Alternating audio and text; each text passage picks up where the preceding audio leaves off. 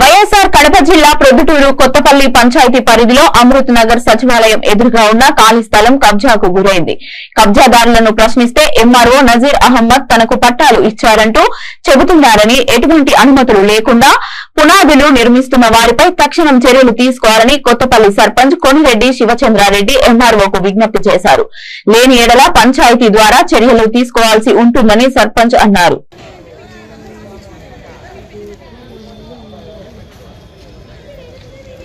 అదే పనిగా మాట్లాడితే వాడు ఎంత అహంకారం.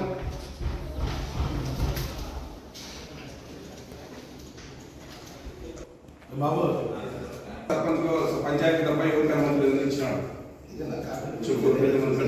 నా వాళ్ళు చెప్పిందే వెంకటకృష్ణ చెప్పినాడు. నేను కూడా అంగన్వాడీ ఎదురు మాటలు కాలేకపోతే పిలవలేదు. నేనేమంటే ఇప్పుడు ఏదైనా కానీ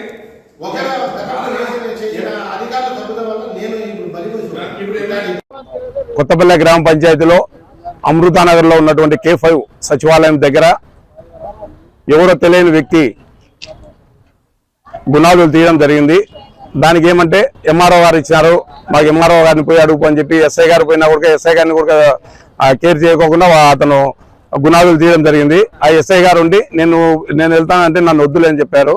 ఇప్పుడు నేను ఆ ఎస్ఐ గారు సిఐ గారు కూడా నాకు ఫోన్ చేసి ఎంఆర్ఓ గారికి వెళ్ళి ఎంఆర్ఓ గారి దగ్గర ఇచ్చినారా లేదా కనుక్కోమని చెప్పారు. ఇప్పుడు నేను ఎంఆర్ఓ గారిని అడిగితే నేను ఇవ్వలేదు, అది నాకు సంబంధమే లేదని చెప్పి ఎంఆర్ఓ గారు అంటున్నారు.